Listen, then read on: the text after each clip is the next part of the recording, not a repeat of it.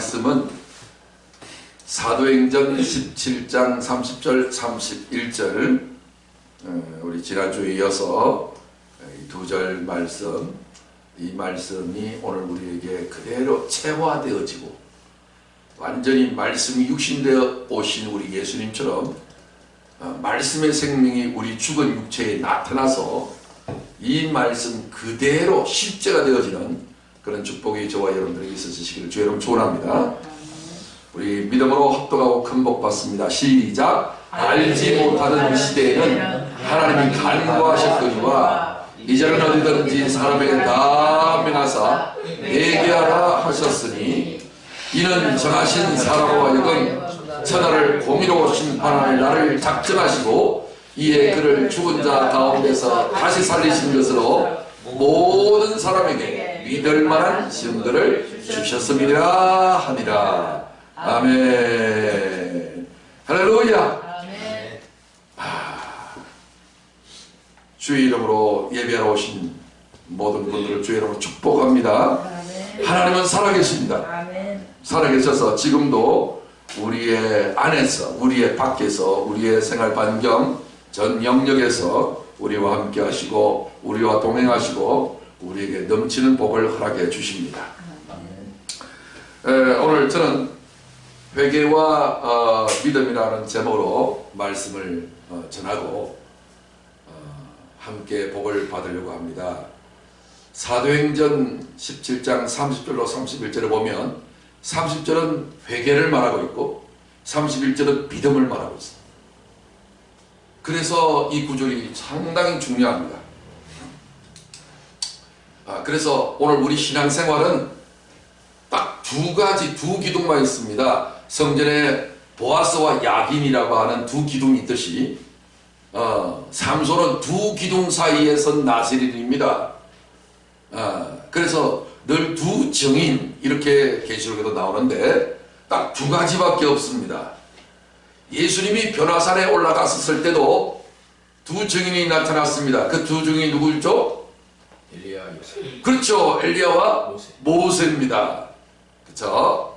자, 그래서 오늘 이 두 증인이 딱 나타났는데 한 사람은 열심히 회개하라 이렇게 전파하는 사람이고 또 한 사람은 예수 그리스도를 증거하는 믿음의 대명사인데 거기에서 무슨 대화를 나누었을까라고 하는 궁금증이 있습니다. 근데 성경은 거기에 대해서 자세하게 내용을 말하고 있지 않지만 주제는 말하고 있습니다. 뭐에 대한 대화를 했냐면 주제가 이렇습니다. 예수께서 별세하실 것을 말씀하실세. 별세가 뭐죠?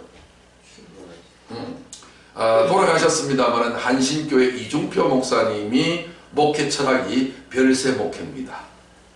별세가 뭡니까? 세상을 떠나서 하직하고 온 것으로 되돌아가는 것이 별세 아니겠습니까? 세상과 이별했다. 별세입니다.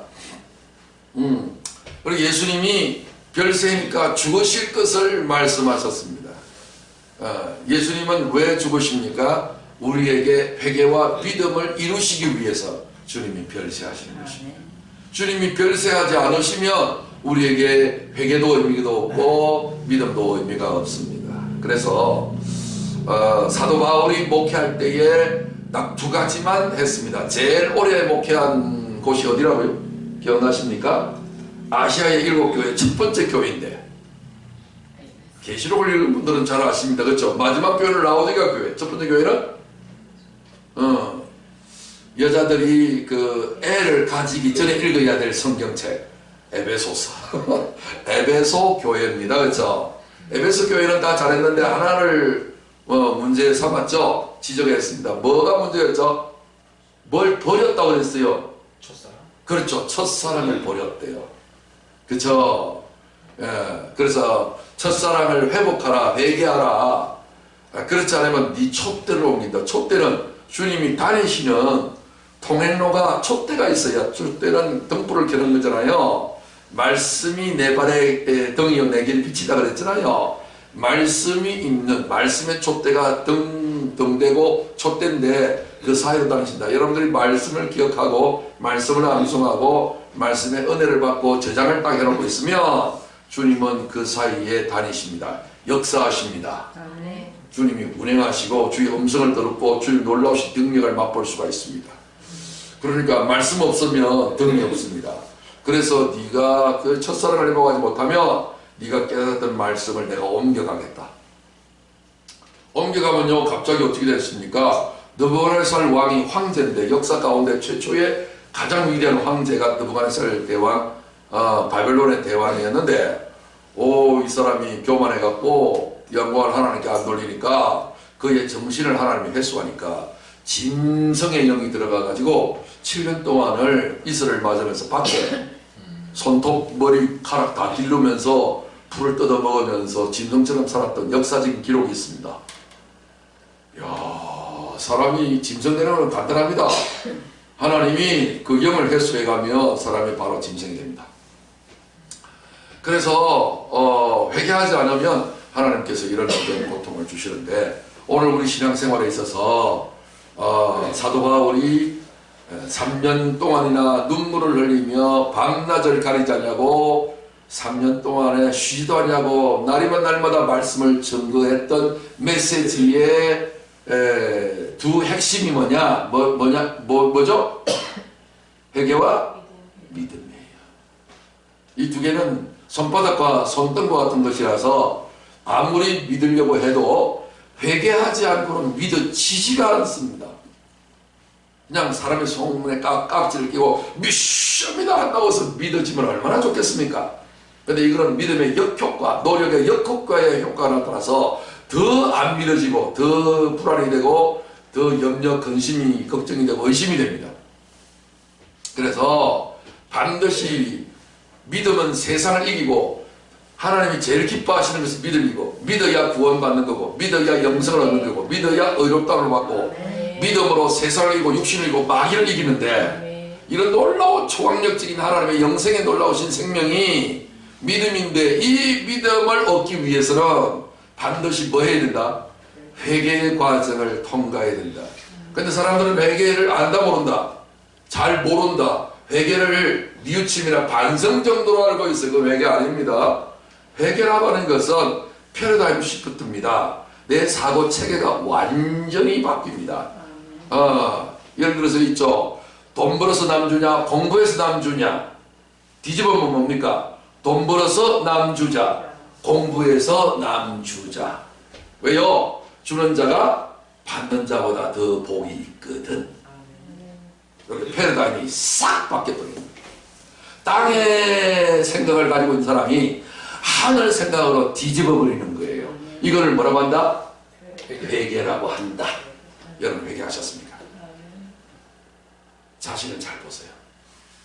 우리 한국이 회개 부흥이 일어난 사람인데 1907년도에 김선조 목사님에 의해서 회개 부흥이 폭발을 했는데 세계의 역사책에 다 기록되어 있을 만큼 어마어마한 사건이 났습니다. 얼마나 성령이 강력하게 역사했던지 사람들은 그냥 교회를 가고 싶어서 그냥 막 죽을 정도가 됐어요. 그래서 새벽부터 가보자고 해서 새벽 3시부터 일어나가지고 새벽 기도 간다고.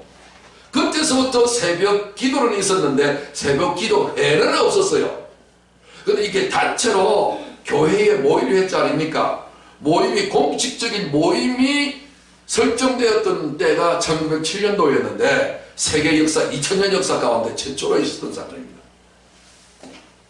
얼마나 성령이 강력했던지 예수 안 믿으면 죽을 것만 같고 가서 그냥 막 회개하는데 눈물은 한없이 흐르고 가슴을 치며 땅을 치면서 통곡을 하는데 영혼은 자유를 얻고 기쁨이 충만하고 세상에 갇혀 있는 새가 날아가듯이 말이죠. 이런 놀라운 기쁨을 세상에 줄 수도 없고 세상이 알 수도 없는 그런 평안과 기쁨과 은혜와 사랑이 넘쳐나는데 와 이것이 그냥 천국인지 그냥 막 분간이 안 될 만큼 큰 은혜가 임하니까 사람은 잠자는 것이나 먹는 것이나 뭐 기본적인 욕구에 대한 그런 마음이 없어질 만큼 엄청난 대부흥이 일어났었습니다.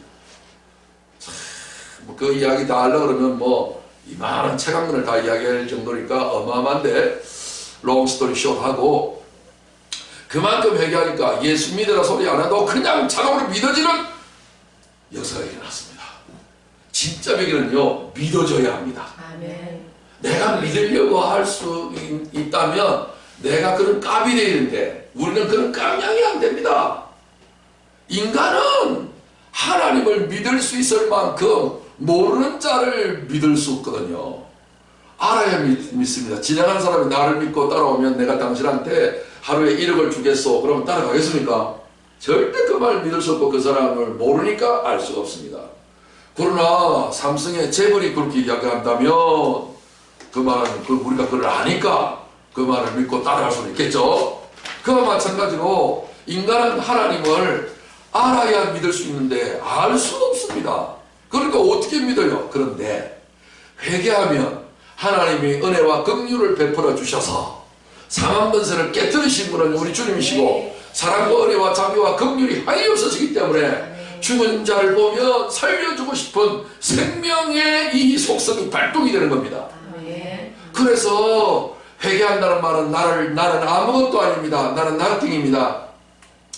나는 내가 내 자신이 누구인지도 내가 모릅니다.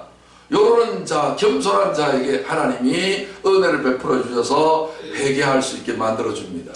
그렇게 회개를 하게 되어서 패러다임이 싹 바뀌어지면 예수님이 완전히 그냥 믿음이 이루어지고, 믿음은 연합과 일치라는 뜻인데 예수님, 예수 죽음 내 죽음, 예수 생명 내 생명이 되어서 예수 부활 내 부활 되어서 우리는 예수님처럼 살아가게 됩니다. 할렐루야. 이것을 전하려고 예수님이 하나님을 보좌를 버리시고 이 땅에 오신 것입니다. 오늘 저는 이 부분에 대해서 확실하게 증거를 들이대면서 말씀을 전하려고 합니다. 자, 내용으로 들어가면 우리가 30절 이 두 구절은 다 외워야 되는데 외지 못하신 분들은 외시고 이미 외신 분들은 계속해서 반복하시면 되겠습니다. 알지 못하던 시대에는, 다시 말해서 시대가 있는데 두 시대로 나눕니다. 알지 못하던 시대와 아는 시대로 나눕니다. 알지 못하던 시대는 누구를 알지 못하느냐, 구구단을 알지 못하느냐가 아니라 만왕의 왕 되시고 만주의 주 되시는 만물의 근본이신 하나님을 알지 못하던 시대, 그리고 하나님을 아는 시대. 요한복음 1장 18절 말씀해 보시면 아무도 하나님을 본 사람이 없을 때, 하나님을 한 번도 본 적이 없으니까 인도에서는 신의 숫자가, 종교의 숫자가 힌두교인데 신의 숫자가 3억 개가 넘는다고 그래요. 지금도 계속 늘어나고 있습니다. 신 개수가. 다 떨어진 고무신까지 믿고 있으니까요. 그들은 예수도 믿습니다. 부처도 믿습니다. 마호메트도 믿습니다. 하여튼 신이라는 신은 다 믿으니까요. 세상에 있는 모든 신은 다 끌어모았어요. 그게 3억 개가 떠모여. 왔다. 헤아리기도 어렵다. 알지 못하니까 이것도 신인가 저것도 신인가. 우리 옛날에 사람들도 미신을 가지고 있었죠. 큰 고목나무 보면 신이 그 자리에 임한 것 같은 느낌이 들어서 영감함을 느껴서 거기에다가 그냥 새끼를 꼬아놓고 비나이다 비나이다 했죠. 큰 귀한 절벽 바위만 봐도 우리가 그렇게 했었죠. 그래서 저 하늘은 도저히 접근을 하기 어려우니까 그 다음에 해를 섬기고 달을 섬기고 하늘의 별들을 섬기는, 이를 성신을 섬기던 그런 시대가 있었습니다. 왜 이렇게 신이 절대자는 하나이어야 되는데 많아졌는가? 알지 못했기 때문입니다. 인간은 연약하고 신의 도움을 받고 싶어서 뭔가 자기 나름대로의 신을 설정하는 시대가 있었습니다. 그런데 아무도 하나님을 본 사람이 없어되 요한복음 1장 18절에는 그렇게 말씀하고 있습니다. 본 사람이 없지만 오직 하나님 속에 있는, 하나님의 마음 속에 있는 독생하신 하나님. 자, 최초로 이 땅에 육체를 입고 나타나신 독생자가 누구예요? 예수님이에요. 예수님을 뭐라고 지금 부르고 있어요? 독생하신 아저씨 하나님이라 했어요. 독생자 예수님은 뭐라고요? 하나님이에요. 아멘? 성경에 써놨어요. 내가 해석한 게 아니라 여호와 정의는 예수님을 여호와 하나님이 한 분밖에 없는데 예수님은 대천사, 천사장 중에 우두머리라고, 그 정도 부분밖에. 그래서 지음을 받은 피조물이에요. 예수님이 그렇게 여호와 증인은 주장해요. 근데 예수님은 만들어진 피조물이 아니라 하나님이신 아버지신 그분이 이 땅에 육체를 입을 때를 가리켜서 뭐라고 해요? 아들이라고 하는 거예요. 그러니까 사람마다 정자라는 그 씨가 하나 있어요. 김씨, 박씨가 있죠. 그것을 어머니의 뱃속에 들어가서 육체를 입으면 내 자식 그래요. 그런데 씨는 누구 씨예요? 아버지의 씨예요. 이해되세요? 그래서 예수님 십자가에서 육체를 폐하시고 죽이시고 영으로 다시 살아나셔서 내가 아버지께로 간다 수없이 많이 말씀하셨죠. 아버지께로 가서 아버지와 하나가 되어서 아버지 하나님이 되시는 거예요. 아멘? 그걸 잘 깨달으셔야 됩니다. 그래서 알지 못하던 시대에 있는데 예수님이 오셔서 그의 아들을 통해서 어릴 때 우리는 그런 말 많이 들었죠. 아이들이 버르장머리가 나쁠 때에 야 이놈 자스가 니엠이 욕 듣긴다. 그런 말 혹시 안 들었어요? 많이 들었죠? 다른 도에서는 안 들었는가 봐. 우리 경상도에서는 많이 들었죠? 니엠이 욕 듣긴다. 행실 똑바로 해라. 그래서 예수님 뭐라고 해서 나를 본 자는 아버지를 보았다. 어찌하여 또다시 아버지를 보여달라고 하느냐. 또 나 말고 다른 모습을 보았다면 그것은 참 아버지가 아니다. 다른 아버지일 거다. 그렇게 말씀하신 거예요. 이걸 잘 알지 못하던 시대 때는 예수님이 땅에 오셔서도 왜 오셨는지 그 이유도 몰라. 만날 마곡간에 태어나시고 기쁘다 구주 오셨네 만백성 맞으라 노래나 부르고 성탄 캐롤이나 부르고 뭐 모르니까 자꾸 그러고 있단 말이죠. 하나님이 천지 만물을 창조하시고 우리를 만드시고 지으셨잖아요. 그 지으신 자인데 손으로 하나님이 지으셨겠죠. 근데 손으로 짓지 아니하고 하나님 자체로 낳고자 원하셔서 예수님을 땅에 보내신 거예요. 그 스토리를 제대로 알고서 우리가 다이렉트로 하나님의 자식으로 될 수가 없어요. 그래서 하나님의 아들로 하나님이 친히 우리를 진리의 말씀으로 낳으셨느니라. 고아원의 원장이 그 아들을 몰라서 이제부터 나를 아버지라 불러라 해서 의붓 아버지라고 하는 게 아니라 하나님이 우리를 직접 낳으셨기 때문에 친아버지가 되는 거예요. 육체는 부모를 통해서 나왔지만 그 속에 있는 생명이라는 본질은 하나님께로부터 온 거예요. 그래서 죽었다라고 하면 육체는 흙으로부터 왔기 때문에 흙으로 되돌아가고 영은 하나님께로부터 왔기 때문에 하나님께 되돌아가는 거예요. 그래서 돌아가셨다라고 하는 거예요. 그렇죠? 우리 주일학교 다닐 때에 돌아갑시다 재미나는 시간은 벌써 끝나고 1대 2대 3대 4대 돌아갑시다. 어디로 돌아간다는 거예요? 집에서 교회로 왔으니까 다시 집으로 돌아가는 거잖아요. 교회는 광야의 상징 의미가 있습니다. 광야의 삶이 힘들잖아요. 그래서 이 교회 생활을 할 때, 신앙생활을 할 때 고난을 많이 받습니다. 광야에서 고난 받듯이요.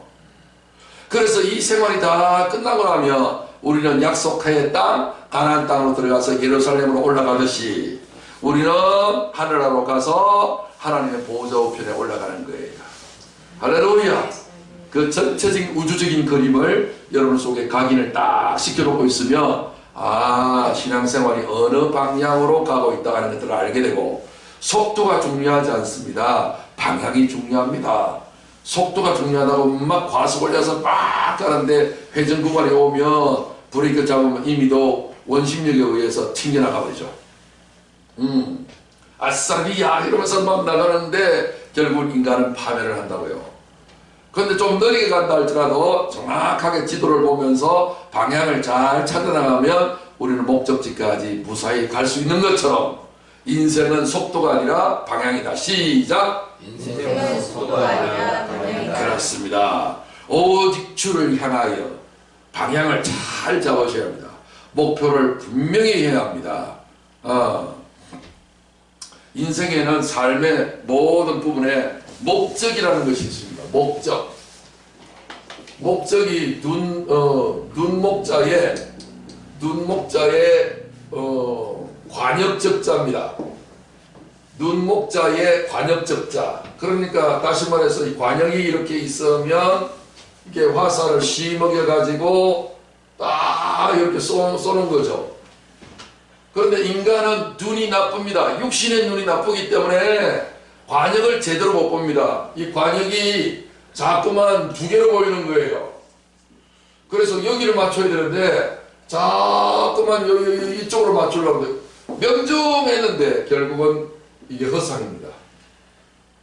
눈이 나빠서 목적을 맞출 수가 없습니다. 왜? 알지 못하던 시대에 태어났으니까요. 이제 아는 시대가 된다는 말은 무슨 말인가? 성경에 기록되기 전에가 뭘 알지 못한 시대인가? 기록되고 난 뒤로부터 아는 시대인가? 그게 아니고 주 예수 그리스도를 주인으로 내 마음에 모시게 되면 아는 시대가 되고, 예수님 아직도 내 주인으로 모시지 않냐고 내가 내 인생의 주인 되어서 모든 것을 결정한다면 나는 여전히 알지 못하던 시대가 되어서 내가 목표를 명중시키지 못하는 안타까움에 들어가 있다는 것이죠. 그래서 알지 못하던 시대는 우리가 육체의 눈을 가지고 있는 사람이니까 하나님이 간과하셨거니와 하나님이 그냥 대충 이렇게 보시고 자세히 보지 않으셨다. 하나님이 간과하셨다. 하나님이 한번 자세히 보시면 우리의 중심을 꿰뚫어 보십니다. 10길 물속 알아도 한 길 사람성 모르는데 하나님은 천기 만기를 다 꿰뚫어 보시는 하나님이십니다. 근데 알지 못하니까 정상 참작해갖고 알지 못하는 시대에 태어났으니까 하나님이 그냥 간과하셨고 그 죄를 심각하게 따지지 않으셨고 육체의 행실만 올바르게 하면 마음에는 썩은 송장 썩는 냄새나고 시기와 질투와 그냥 막 이상한 욕심으로 가득 차있는 그런 마음씨를 딱 가지고 있다 할지라도 겉으로만 싹 웃고 그냥 행실만 똑바로 하고 하면 하나님이 봐주는 시대가 알지 못하던 시대였다. 그때는 행동만 딱 하나님이 다루는 시대였어요. 그런데 이제는 무슨 시대가 됐다? 행동뿐만 아니라 사람의 마음 쏘가지까지 마음에 무슨 생각을 가지고 있느냐. 우리 예수님이 오셔서 그런 말씀하셨잖아요. 살인하지 말라 하였다는 것을 너희는 들었으나 나는 너희에게 이른다. 형제를 대하여 뭐하는 자마다 미워하는 자마다 미워하기만 해도 살인하는 자라고 하나님이 치료하겠다는 거예요. 이야, 간과하지 않네. 간음하지 말라 하였다는 것을 너희가 들었으나 나는 너희에게 이른다. 여자를 보고, 물론 여자도 남자를 보지만 그러나 10배로 더 강한 것이 남자가 여자를 보는 마음이 여자가 남자를 보는 마음보다도 10배로 더 강해요. 그러니까 여자를 보고 마음에 음욕을 품기만 해도 손도 한번 안 잡아봤고 만나서 차 한 잔도 안 마셔봤는데 그럼에도 불구하고 마음으로 저 여자하고 같이 이렇게 어떤 일을 했으면 얼마나 좋을까 생각만 해도 마음에 이미 뭐했다? 간음하였느니라. 이야, 알지 못하던 시대는 그냥 대충 그냥 몸만 제대로만 했으면 되는데 이제는 하나님이 뭐까지 다루신다? 마음의 속까지 하나님이 다루셔서 네가 결단코 죄 없다 말하지 못하리라 라고 하는 거예요. 그럼 여러분들은 간음을 한 번도 안 해본 사람이라 할지라도 마음으로 간음을 했어야 안 했어요? 여러분 대를 보면서 영화를 보면서 이야, 그냥 좋은 내 마음에 참 좋은 사람으로 살고 보면 이야 저런 사람하고 같이 살면 내가 얼마나 좋을까 그런 생각이 있어요 안 있어요? 아니 옛날에 태양의 위에 저 송중기 그 탤런트를 보고 중국의 여자들은 막 그냥 이혼까지 하고 뭐 부부 싸움까지 했다는 말도 들리기는 합디다만 자기 눈에 뭔가 와 저런 사람하고 같이 살아봤으면 얼마나 좋을까 이렇게 생각만 했는데 하나님이 그걸 무슨 죄를 지었다고? 간음죄를 지었다라고 하는 거예요. 왜? 이제는 알지 못하는 시대가 아니고 아는 시대가 되어버렸기 때문입니다.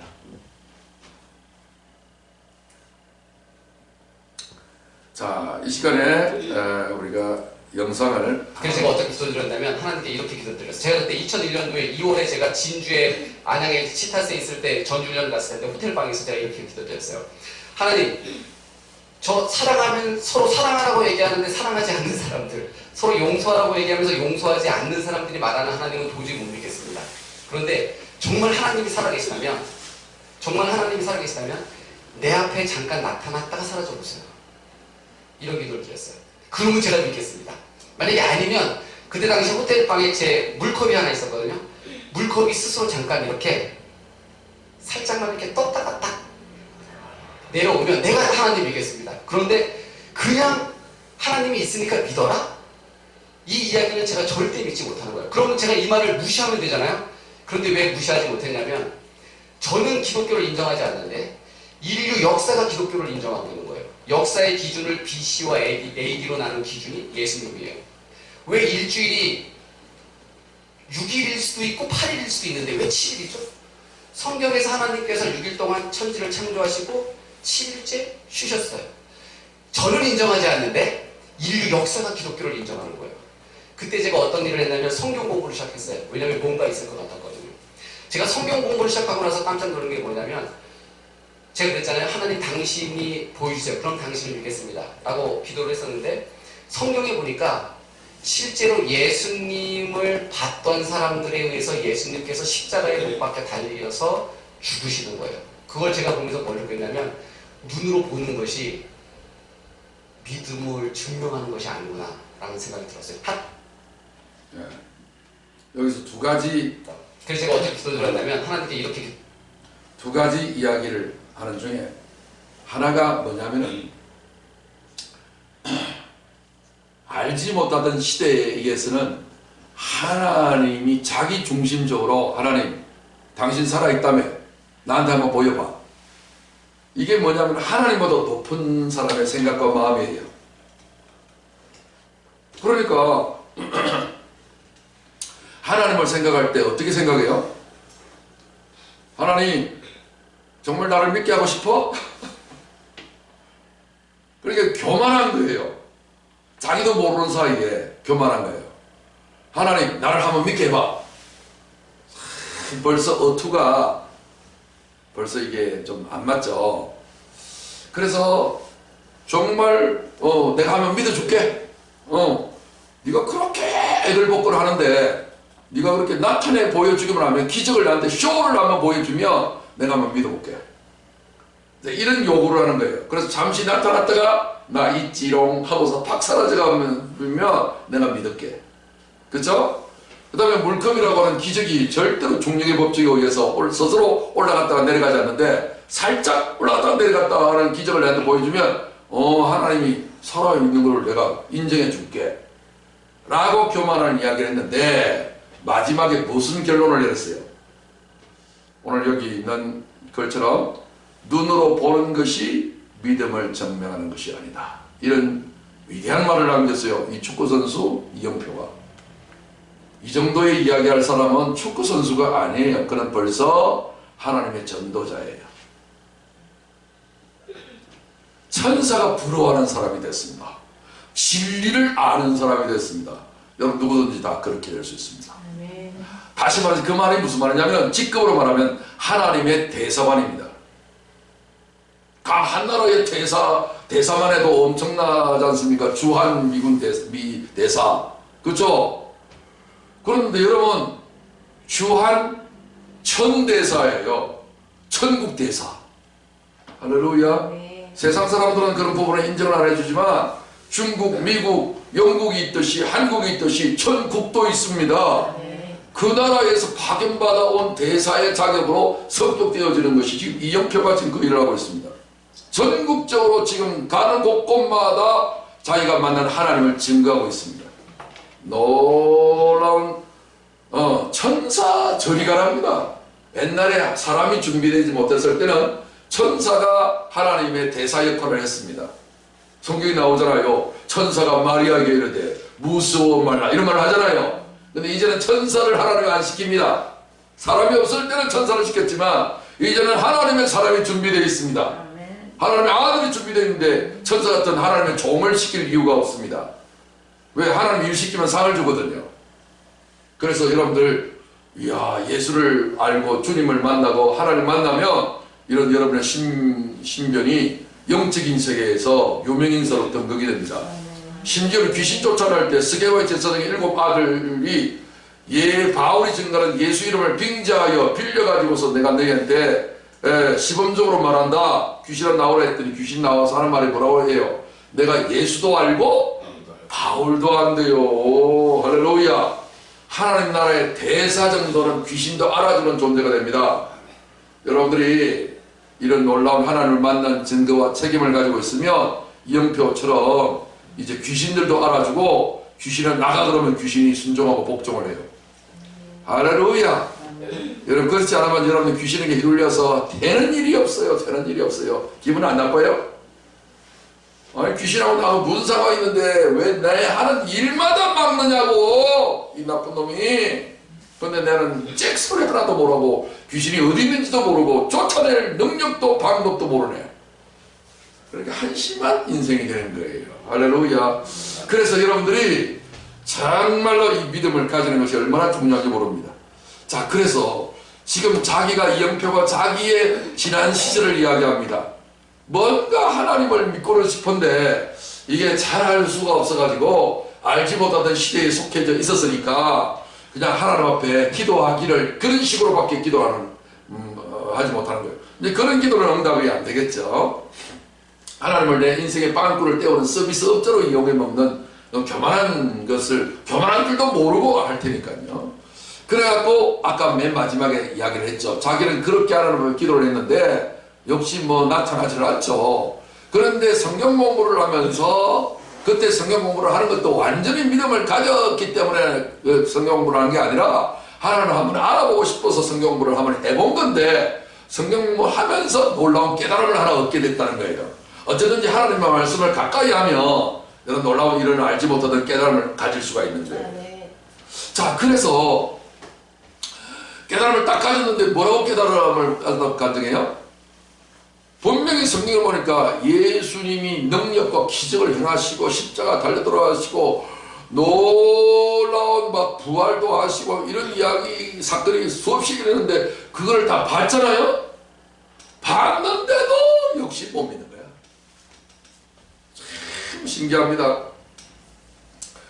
여러분 요한복음 20장 25절의 말씀을 보시면 다른 제자들이 그에게 이르되 우리가 주를 보았노라 하니 도마가 이르되 내가 그의 손에 손자국을 보며 내 손가락을 그 손 못자국에 넣으며 내 손을 옆구리에 넣어보지 않고는 믿지 아니하겠노라 하니라. 그러니까 이 도마가 예수님 제자들이 다 있을 때 주님 나타나서 놀라운 믿음을 전했는데 우리가 주를 보았다 이러니까 자기는 직접적으로 체험을 해보지 않고는 믿지 아니하겠다. 이렇게 이제 이야기를 했어요. 그럴 때에 예수께서 이르시되 너는 나를 본고로 믿느냐? 본고로 믿느냐? 보지 못하고 믿는 자들은 복되도다. 네. 자, 진정한 믿음은 보아서 믿는 겁니까? 보지 않고 믿는 겁니까? 보지 않고 믿는 것이겠죠. 근데 보는 것이 왜 문제가 되냐면 보는 것은 눈이라고 하는 것은 몸이 1000양이라면 눈은 900양에 해당되는 것이라서 맨 위에 달려 있어요. 그래서 백문이 불여 1견이에요. 보는 것이 듣는 것보다도 100배 낫다 이 말인데 내가 보잖아요. 그러면 내 중심으로 보는 거예요. 내가 보는 거예요. 그런데 하나님은 이렇게 내가 볼 수 있는 존재가 아니에요. 그러니까 실상을 보는 것이 아니라 헛상을 보는 거예요. 헛상을 보면 믿음이 생기질 않는 거예요. 그래서 믿음이라고 하는 것은 하나님과 연합하는 건데 쇠하고 나무하고 그냥 붙여놓으면 붙어있지 않습니다. 그럼 본드를 발라가지고서 이게 붙여놓으면 잠시 붙어있겠죠. 근데 문제가 뭡니까? 전기 통해요, 안 통해요? 안 통해요. 하나님하고 종교적으로 본드로 일시적으로 막 억지로 해가지고서 막 붙여놨어요. 그런데 하나님의 성령이 역사해야만이 진짜로 붙여지게 되는 거예요. 전기가 통하게 되는 거예요. 그래서 본다는 말은 내 중심이 되고 보지 못한다는 말은 내 중심이 안 된다는 거예요. 그래서 믿음은 어디에서 난다? 로마서 10장 17절에 있는 그 말씀은 여러분들 꼭 암기를 하셔야 됩니다. 성경에 바둑을 둘 때 포석을 깔잖아요. 바둑의 포석처럼 성경의 핵심 구절들이 이렇게 포석되어 있어요. 그걸 딱 가지게 되면 창세기부터 요한계시록까지 쫙 풀려버려요. 그래서 이런 구절들을 외워놓으셔야 됩니다. 믿음은 어디에서 나며? 들음에서 나며. 들음은 그리스도의 말씀으로 말미암는다. 그리스도의 부활하신 생명을 가지고 있는 이 말씀이 놀라운 새로운 영을 만듭니다. 그래서 새 영을 우리에게 부어주는 놀라운 부분은 그리스도의 말씀인데, 그리스도의 말씀은 내 마음에 떨어집니다. 내 마음에서 의심을 다 몰아내고 어둠을 다 몰아내고 만물보다 부패한 인간의 마음을 다 깨끗하게 해고 난 다음에 하나님과 우리의 마음이, 우리의 영이 하나로 착 이렇게 붙어버리는 이런 놀라운 역사는 말씀을 들을 때만 일어납니다. 그래서 하나님의 말씀을 잘 들으면 그 말씀이 영이기 때문에, 그 말씀이 생명이기 때문에 모든 것을 창조해버립니다. 그래서 우리가 눈으로 내 중심으로 보는 것이 아니라 하나님 중심으로 들을 때에 믿음이 형성되어진다, 이런 얘기예요. 그래서 보지 못하고 믿는 자들은 복되도다. 영생의 복을 받아 누리게 되겠죠. 고린도후서 5장 7절 말씀에 보시면, 이는 우리가 믿음으로 행하고 보는 것으로 행하지 아니함이로라 라고 진리를 말씀하고 있습니다. 믿음으로 행하고 보는 것으로 행하지 않는다. 보는 것이 뭐예요? 아까 이야기했죠? 보는 것이 다다. 영어 속담에 seeing is believing 이런 말이 있어요. 보는 것이 다다. 본 거로 믿는다. 이게 이제 그런 속담인 것처럼, 많은 사람들은 또 이영표 선수도 그랬죠. 나한테 한번 보여보았어요. 잠시 나타났다가 사라져 보세요. 그렇죠? 그래서 이런 뭔가 내가 내 눈으로 보기 전에는 내가 믿을 수 없다. 하나님 살아계셔. 보여봐봐. 모든 세상에 있는 사람들은 그 말 안 하는 사람이 없어요. 그만큼 자기 눈을 믿는다는 말이지. 그렇죠? 참 믿을 게 못 되는 것이 사람이에요. 너무 밝은 것도 못 보고 너무 어두운 것도 못 봐야. 한계치 있는 것이 내 눈인데 내 눈은 만족함이 없다고 그래요. 성경에서. 그렇기 때문에 여러분들은 보는 것으로 하면 안 됩니다. 그거는 물리적인 세계에서나 일어나는 이야기입니다. 하나님의 세계는 물리적인 세계가 아니라 영적인 세계입니다. 영원한 세계고 절대 세계입니다. 물리적인 세계는 상대 세계입니다. 상대 세계에서는 절대 세계를 볼 수 없습니다. 절대 세계는 상대 세계를 볼 수 있지만 상대적인 상황에 살아가고 있죠. 낮이 있으면 밤이 있고, 슬픔이 있으면 기쁨이 있고, 행복이 있으면 불행이 있고, 죄가 있으면 의가 있고, 전부 다 시소처럼 올라갔다 내려갔다 상반된 생애 속에 살아가고 있지 않습니까? 이 땅에 있는 모든 것들은요 전부 다 상대 세계예요. 그런데 영적인 세계만이 절대 세계예요. 그래서 절대 세계에 있는 것은 절대 세계로 들어와야만이 볼 수 있는 겁니다. 그래서 내 혼자서 그냥 믿습니다 해서 되는 게 아니라 하나님의 말씀, 그리스도의 음성이 내 속에서 들리지 않으면 진정한 믿음은 발생하지 않습니다. 그래서 내가 믿는 믿음은 가짜 믿음입니다. 그냥 준비 운동하듯이 하는 그런 준비된 믿음입니다. 진짜 믿음은 하나님의 말씀이 들리는 순간에 믿어져 버리는 현상이 생깁니다. 제가 자주 간증했듯이 내가 폐병 걸렸는데 하나님이 기도하는 가운데 하나님의 음성이 들렸다 이거죠. 내가 이미도 너의 병을 고쳤느니라. 그 말씀을 딱 듣는 순간에 내 병은 바로 나았구나 라고 하는 100% 확신, 0.00001%의 의심도 없는 99.99%의 확신이 아니라 100% 더도 말고 덜도 말고 완전한 믿음이 속에 생겨버리더라고요. 내가 하나님의 음성 하나님 정말 거짓말 안 하시죠? 내 병을 낫게 해주신 거 맞죠? 그렇게 물어볼 필요가 없을 만큼 의심할 수 있는 자격 능력이 박탈돼갈 수밖에 없는 그 상태. 이거를 믿어지는 단계라고 해요. 다 같이 믿어지는 단계. 그래서 믿음은 하나님의 선물이고 은혜의 역사다 이런 얘기예요. 하나님의 은혜를 베풀어줘야 진짜 믿음을 가질 수가 있게 된다. 그런 얘기죠. 누가복음 16장에 보시면 이르되 이제 부자와 거지 나사로의 유명한 이야기 있잖아요. 거지 나사로도 죽어서 저 나라 갔고 부자도 죽어서 저 세상에 갔는데 거지 나사로는 천국에 가고 부자는 지옥에 갔거든. 그래서 부자가 이제 이렇게 이야기합니다. 그러면 아버지여 구하노니 나사로를 내 아버지 집에 보내소서. 살려서 보내달라는 거예요. 부활시켜갖고 내 형제 5이 있으니 그들의 정언하게 하여 그들로 이 고통받는 곳에 오지 않게 하소서. 죽어보니까 부자가 지옥이 있는 줄 알았거든. 전에는 지옥이 어디 있어.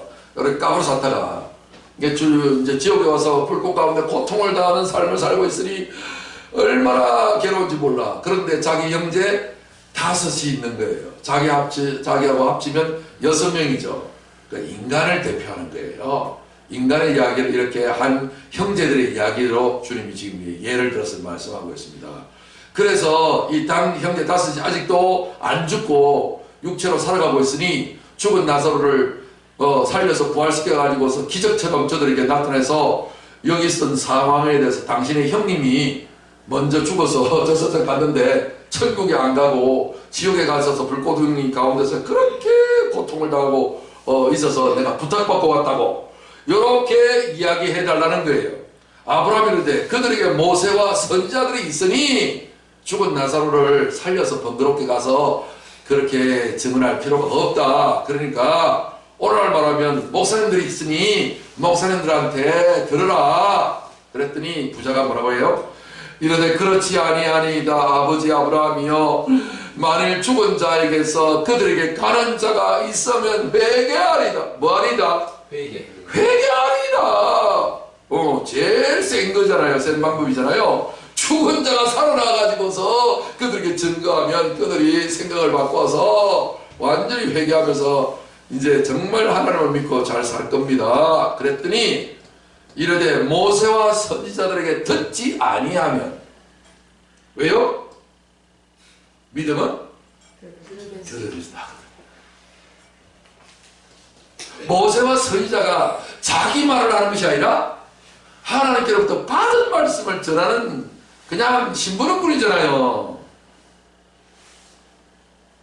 여러분 예수님이 이런 말씀하셨어요. 바리새인의 행실은 본받지 말고 그러나 그가 전하는 하나님의 말씀은 들을지니라. 때때로는 목사님이 말씀을 전하고 설교한 대로 살지 못한다 하더라도 그 목사님의 행실은 본받지 않아야 되지만 그 목사님이 하나님의 말씀을 하면 저 목사님이 하나님의 말씀한다고 해서 싹 길을 닫는 일은 없어야 된다. 그걸 균형 잡힌 신앙생활이라고 그래요. 사람을 보지 않냐고 누구를 본다? 하나님을 본다. 그런 얘기죠. 그러니까 모세와 선지자들에게 듣지 아니하면 비록 죽은 자 가운데서 살아난 자가 있을지라도 자기 육신의 눈으로 이거 죽은 우리 집 앞에서 거지 아니냐? 우와 기적이다. 주인 마님들 저 아시지요? 저 거지 나사로잖아요. 내가 죽었는데 당신 형님 지옥에 있는 걸 봤습니다. 그래서 형님이 간호가 부탁을 받고 내가 기적같이 다시 살아나서 여러분들 전달하기 위해서 다시 살아났습니다. 회개하시고 정말 이제는 하나님 믿고 그렇게 바르게 사세요. 욕심 부리지 말고. 이렇게 한다고 해서 회개한다 안 한다? 못하는 거예요. 자, 이르되 모세와 선지자들에게 듣지 아니하면 비록 죽은 자 가운데서 살아나는 자가 있을지라도 고난을 받지 아니하리라. 그래서 정말 우리가 눈으로 본다고 해서 기적을 본다고 해서 믿거나 회개하는 것이 아닌 거예요. 진정한 회개를 통한 믿음을 가지려면 우리의 패러다임이 뒤집어져야 돼요. 다시 말해서 패러다임이 뒤집어진다는 말은 무슨 말입니까? 내가 내 인생의 주인 되어서 살았는데 이제는 내 인생의 주인은 내가 아니고 주님이시다. 이렇게 모든 것들이 바뀌어지는 것을 뭐라고 한다? 회개라고 한다. 알지 못하던 시대에, 그렇죠? 하나님이 간구하셨거니와 이제는 어디든지 사람에게 다 명하사 뭐하라? 회개하라. 회개하라. 자, 회개의 의미가 뭐라고요? 아유, 내가 안 싸우려고 했는데 저놈이 하도 나를 갖다가 열받게 해가지고 할 수 없이 또 그냥 내가 싸웠네요. 주님, 이 성질머리 용서해 주시옵소서 라고 하는 것이 뭐다? 회개가 아니다. 그거는 뉘우치고 반성하는 것이지, 그건 인간이 하는 거예요. 하나님이 하라고 하는 것은 인간이 잘하고 있는 것을 하라고 하지 않아요. 하나님이 원하시는 것은 회개인데 우리는 회개라는 말을 그러니까 돌이킬 회, 그죠? 이성계가 당나라로 진격해서 군사를 몰고 가다가 위화도 회군을 했잖아요. 돌이킬 회. 돌이켜서 고려 정권을 쳐부수고 지가 조선을 세웠잖아. 그럴 때 위화도 회군 군사를 돌이켰다. 회군 위화도에서. 그것이 회개란 말이에요. 그 다음에 개자가 뭐냐? 고치는 거예요. 돌이키기만 하고 가만히 있으면 안 돼. 부패한 썩은 정권, 고려 정권을 도려냈잖아. 그쵸? 내 죄를 도려내야 돼. 쉽게 말해서 내가 돌이켜서 내가 이렇게 사는 것이 아니고 내가 내 인생의 주인 되어 살아왔는데 그저 평양감사도 기분 나쁘면 내가 때려치고 이렇게 살았는데 내 감정에 충실해서 내가 살았는데 이런 게 아니로구나. 바꿔야 되겠다. 그렇죠? 이렇게 해서 회개를 해야 된다. 그러니까 내가 내 인생의 주인 되었는데 이제는 내가 내 인생의 주인 된 것들을 주님 앞에 자복하고 회개하며 정말로 이렇게 내려놓고 이제는 누구를 받아들이자? 예수 그리스도를 내 주님으로 인정하고 받아들이자. 여기까지 가야 회개가 되는 거예요. 내 인생의 주인은 나다, 주님이다. 주님이다. 그걸 결단하시고 확정하셔야 돼요. 그래야만이 뭐 할 수 있어? 믿을 수가 있고 믿어질 수가 있는 거예요. 믿어지는 은혜를 받으려면 내가 내 인생의 주인 되는 것을 내려놓고 예수 그리스도를 내 주인으로 모셔서 주님 앞에 결단하는 거예요.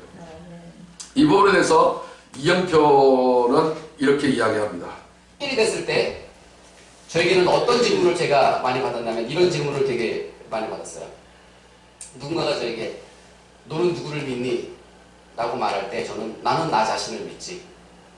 그 이야기는 바꿔 말하면 뭐냐면 너의 삶의 주인은 누구니?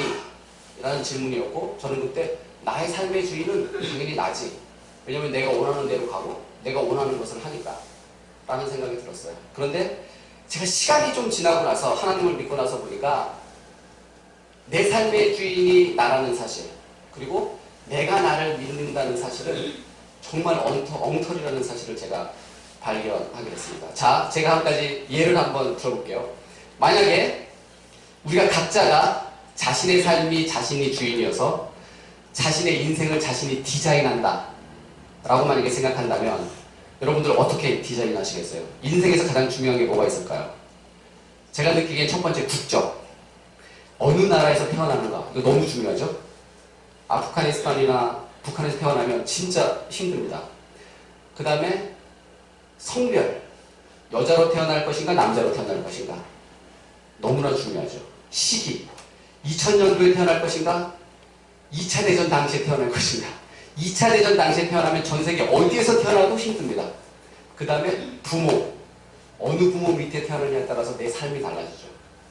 그렇죠? 성격, 혈액형, 키. 이건 아니죠. 축구선수가 하기에. 생김새. 이렇게 생기면 안 되죠. 심지어는 평생을 불리울 자신의 이름조차도 자신이 정하지 않았어요. 자, 제가 지금 언급한 것들은 우리 삶을 만약에 우리가 디자인한다면 너무나 중요한 것들이잖아요. 그런데 우리는 이 중요한 것들 중에서 하나도 내가 결정한 게 없습니다. 그럼 우리는 무엇을 결정하고 사는가? 무엇을 입을까? 무엇을 먹을까? 어디를 갈까? 뭘 할까? 짜장면을 먹다면 어떻고 된장찌개를 먹으면 어떻습니까? 스웨터를 입으면 어떻고 반팔을 입으면 어떻습니까? 내가 결정하면서 아무런 의미 없는 것들, 어떤 것을 결정해도 내 인생에 그 어떤 영향을 주지 않는 것들을 고작 결정하면서 제가 제 스스로 내 삶의 주인이 나다 라고 착각하면서 살아왔더라고요. 착각하며 살아왔더라고요. 가장 중요한 것은 한 개도 내가 결정을 못하면서 내가 주인이라고 믿고 있습니다. 이런 헛된 믿음이 세상에 생겼습니다. 그죠? 본질적인 것은 하나도 못 바꾸고 비본질적인 것, 짜장면 먹든지 짬뽕을 먹든지 주로 고작 그것만 결정하는 주인, 참 무능한 주인이죠.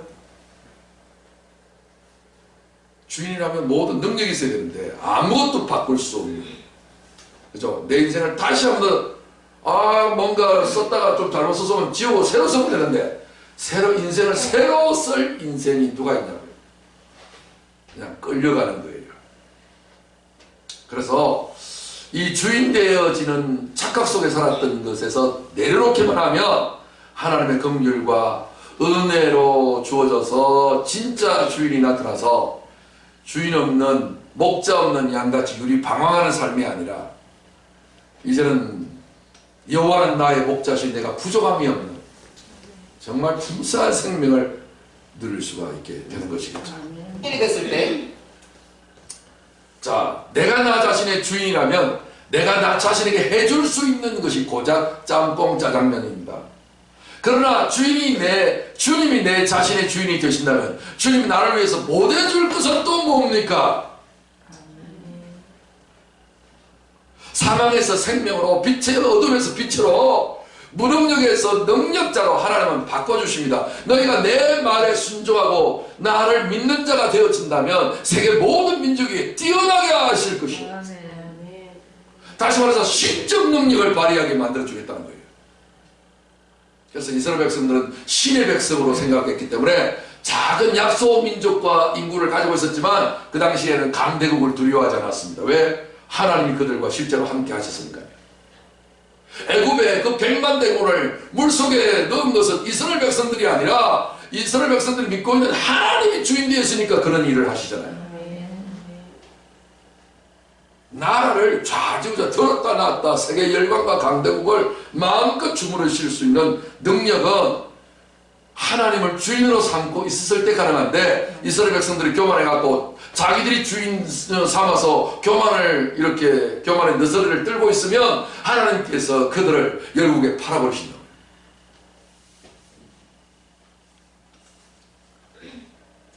이제는 주님이 주인 되어 주시겠다고 하니 무능한 내가 내 인생의 주인 되어서 허덕이는 삶을 살아가는 것이 아니라 하나님 주시는 지혜, 하나님 주시는 생명, 하나님 주시는 능력. 우리 예수님 뭐 딸린 게 하나 있습니까? 세금 내라 하는 그것 때문에 하나님의 아들이 이 모든 것의 주인인데 무슨 세금 낼 필요가 있냐. 그러나 너희로 오해하지 않게 하기 위해서 내가 세금을 부득불 내겠다라고 하면서 베드로를 지시하여 네가 물고기를 잡아서 제일 먼저 올라오는 물고기 아가리를 열어보면 한 세겔이 나올 거다. 한 세겔 성전세가 반 세겔이거든요. 너와 나를 위해서 세금을 내라 이라고 했어요. 동전도 어디에 있는지 주님이 아세요. 돈도 어디 있는지. 재물 얻을 능력도 하나님께로도 받으면 여러분들을 세계적인 재물로 얼마든지 만들 수 있는 하나님이에요. 그렇게 되는 사람들이 한둘이가 아니에요. 짧은 시간 다 말할 수는 없지만 강철과 카네기는 믿음으로 산 기업인데 이 사람은 믿음으로 오직 믿음으로, 그래서 10의 9조를 하나님 앞에 바칠 정도로 자, 11조만 가지고, 원래 11조를 바쳐야 되는데, 10의 9조를 하나님께 바치고 11조만 가지고도 살아가는 사람이 한둘이 아니에요, 전 세계에서. 그래서, 이제, 네가 그렇게 인생을 허덕이며 고통당하며 괴로워하지 말고, 네가 능력도 없는 무능한 네가 네 인생의 주인 되면 네가 네 자신을 위해서 파멸받게 더 주겠냐? 그러나 내가 네 인생의 주인 되어진다면 너를 위해서 내가 뭘 해줄 것도 뭐냐? 그러니까 이제부터 뭐 해라? 회개하라. 회개하라. 회개하는 것은 어떻게 하는 것이 회개하는 거라고요? 아이고 잘못했어요. 용서해주세요. 싹싹 비는 게 회개가 아니라 그건 세상 사람들이 하는 회개고 하나님 나라의 회개는 뭐 하는 거? 주인 바꾸는 거. 할렐루야. 매사에 여러분 몸에 습관 들어져 있는 것이 내가 내 인생 주인입니다. 이제 습관 바꾸시기 바랍니다. 습관 안 바꾸고 오늘 이 시간에 이 결단만 한다고 하면 다시 원리치로 돌아가면 고무줄을 당기면 다시 원리치로 돌아가듯이 여러분들이 습관은요 하루아침 만들어지지 않습니다. 매일 계속해서 고백하십시오. 주님은 나의 주인이십니다. 주님 내 인생의 주인이시고 내 사업장의 주님이시고 내 직장의 주님이시고 내 자녀들의 주인이시고 내 가족의 주인이시고 내 모든 것을 다 관찰하시고 주장하시는 내 인생의 진정한 주인이십니다. 속에서 예수 내 구주, 예수 내 구주, 예수 내 주님, 예수 내 주님, 나의 주님, my Lord, my God, oh my God. 세상 사람들이 외국 사람이 많이 하잖아요. 이렇게 하는 것을 회개한다. 자꾸 하다 보면 나는 습관이 들어가지고 저절로 뭔만 일 있으면 오 주여 바로 나옵니다. 즉석 기도가 나옵니다. 화살 기도가 나옵니다. 이렇게 체질되어질 때까지 여러분들 회개하는 과정을 집중으로 바꿔놓으시기를 주의 이름으로 축원합니다. 회개의 의미는 이렇습니다. 죄로부터 돌이키는 것이에요. 죄로부터 돌이킨다. 그러면 무엇이 죄입니까? 돌이켜야 되는데 죄가 무엇인지 알아야 됩니다. 제가 조금 전에 말씀드린 대로 내가 나를 나 자신의 주인으로 삼아 살아왔던 모든 것이 죄예요. 여기서부터 돌이키면 이제는 누가 내 인생의 주인이에요? 주님이 내 인생의 주인으로 돌아가는 거예요. 자, 나는 누구인가? 나는 누구인가? 모든 것을 둘로 나누어 판단하는 자가 나예요. 그게 인간이에요. 사람들은 네 자신을 알라 소크라테스가 말했잖아요. 나오나가 테스의 노래를 불러갖고 이틀을 졌는데 그 노래 가사에는 나오나가 고백하잖아요. 내가 어찌 알겠소? 그죠? 네 자신을 알려면 툭툭 내뱉고 간 말을 내가 어찌 알겠소? 모르겠어 테스요. 모르겠소 테스요. 근데 오늘 여러분 실상을 알게 됩니다. 나는 누군가? 인간이 누군가? 인간은 모든 것을 둘로 나누어 판단하는 자예요. 왜? 율법 아래 태어났기 때문에. 율법은 항상 선악 두 가지를 말합니다. 그게 이 세상의 원리고 그것이 지배하는 세상이에요. 그래서 이걸 이원론이라고 그러고 이분법이라고도 합니다. 항상 좋은 것이 있으면 나쁜 것이 있고 긴 것이 있으면 짧은 것이 있고 높은 데가 있으면 낮은 것이 있고 밤이 있으면 낮이 있고 행복이 있으면 불행이 있고 삶이 있으면 죽음이 있고 다 두 가지 이것이냐 저것이냐 헨리시 이야기하잖아요. 죽느냐 사느냐 이것이 문제로다. 이게 인생에 있어서의 OX 문제를 어디다가 맞춰야 될지 날마다 헷갈리죠. 잘 답을 맞춰가다 어느 순간에 삐뚤어지는 거예요. 그런데 그래서 내가 둘 중에 하나를 점쳐야 되는 거예요. 그 점이 맞을 때도 있지만 안 맞을 때도 있잖아요. 잘 맞아가다가 결정적인 순간에 팍 삐뚤어지는 거. 그게 인생이에요. 근데 주님은 누구십니까? 우리 사람하고 다르게 나는 이렇게 둘로 나누어 판단하는 사람인데 그래서 야당여당으로 항상 편가르게 하는 거잖아요. 그죠? 그래서 이웃이 있고 원수가 있는 거예요. 항상 정치계도 보여. 영원한 동지도 없고 영원한 적도 없다. 어제의 적이 오늘 동지가 되고 오늘 동지가 내일의 적이 돼요. 세상 만사 돌고 도는 것입니까? 그러니까 정신 나가는 거예요. 그런데 우리 주님은 누구신가? 이렇게 둘로 나눠져 있는 것들을 사랑으로 합쳐가지고 새로운 하나가 되게 하시는 분이 주님입니다. 그래서 율법과 복음으로 나누어서 인생론과 주님에 대한 지식을 제가 전달하고자 한 것이죠. 자, 이는 정하신 사람으로 하여금 천하를 공의로 심판할 날을 작정하시고 이에 그를 죽은 자 가운데서라는 말은 십자가의 사랑이에요. 다시 살리신 것으로 부활의 새 생명이에요. 우리에게 회개가 온전히 이루어지도록 하기 위해서 주님은 십자가에 죽으셔야만 했고, 우리에게 놀라운 믿음의 연합을 이루게 하시기 위해서 주님은 다시 무덤에서 부활하신 거예요. 그래서 이제는 이 십자가의 땅의 생명이 끝이 나고, 하늘의 생명으로 다시 부활의 새 생명을 가지고 우리로 하여금 살게 하시려고 우리 주님은 모든 사람에게 믿을 만한 증거를 주셨습니다.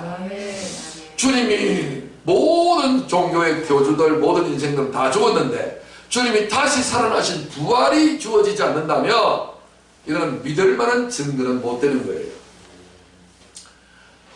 항상 이스라엘 백성들에게 하나님은 선지자를 보내셔서 늘 똑같은 말씀을 동일하게 말씀하셨는데 그 동일한 메시지가 뭐냐? 회개하라 였어요.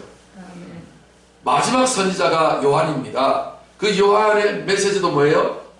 회개하라, 천국이 가까웠느니라. 우리 믿음, 새 생명, 부활의 새 생명, 하늘의 영원한 생명, 그게 천국의 생명인데 천국의 삶을 이 땅에 가지고 내려왔으니 이제 뭐 해라? 회개하라. 그러므로 회개하라는 말은 뭔가 근거가 확실히 있다는 것을 전제로 할 때에 회개를 이야기하는 거예요. 뭐 아무 대책도 없이 그냥 회개만 하면 의미가 없습니다. 그러므로 우리가 기쁘게 우리 인생을 바꾸는 거예요. 사람은 오래 물고 낡은 중마 고우나 오래된 포도주나 그 낡은 것을 묵은 것을 다 좋다고 그래요. 그게 습관되어 있거든요.